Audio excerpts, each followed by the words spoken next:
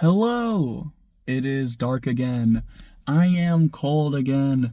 Yet I am on fire. Yet I am so dry and I am so wet. I am a multitude of things. And I also kickbox. And I just got back from kickboxing, you see. And I'm a little jazzed. Because, kickboxing is fun. It's something I really, really enjoy. And more so than that, it's very primal, when you're just going up against some guy, boom, bam, boom, it's a lot of fun. Unfortunately, due to my height and reach and everyone's lack of height and reach, it's not the most difficult thing. And I'm really waiting until I can get some real beefy men to beat me up, if you will. And it's really, really, really good for health, I guess, stamina, because you're moving around all over the place and you kind of just zone out. Or not really zone out, you maybe zone in even, and you're locked in to fighting the guy in front of you, because that fear you first feel whenever you're first doing your first spar is something you need to hold on to, because if you start not focusing on the match, you'll mess up and you won't do good. You might get hurt even.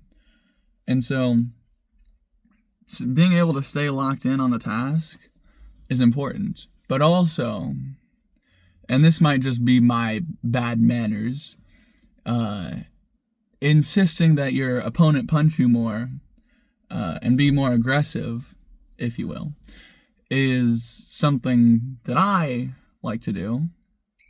Because, some of these people, it's their first spars, and I want to motivate them to, hit me in the head and, boom, boom, maybe get a few gut punches, because I like a challenge, It's all about that flow state. If you're not challenged in your flow state, then you'll not, be locked in on the task ahead of you.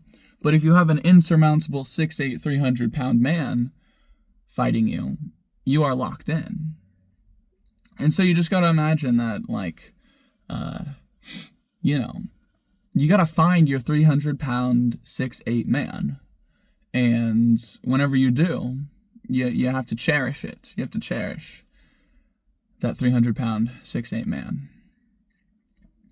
Because you never know when you might get another one or when you might lose that one.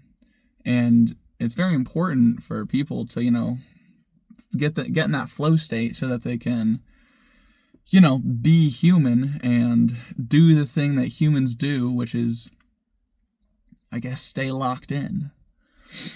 And there's also some studies I read about flow state, that if you don't get into a flow state very often, and let's say your work is not at all challenging nor compelling, and your hobbies are not that, or if you're maybe in an experiment and you can't do those things, you get very irritable. You get mad or sad because you are always, not locked in. And if you're never locked in and you're never in your flow state, then you don't feel like you don't get that rush of being alive. Because being alive is fundamentally the flow state. Whenever you got your spear and your rock on the end of your stick and it's sharpened and you're chasing after that tiger, then you are feeling very human in that moment. But not whenever you're, I don't know what other activities prehistoric humans did, but whenever you're braiding. No, because that could be locked in. I don't know. Whenever you're doing menial labor, as a prehistoric human, you're not in the flow state. You're not feeling alive. It's all about feeling alive.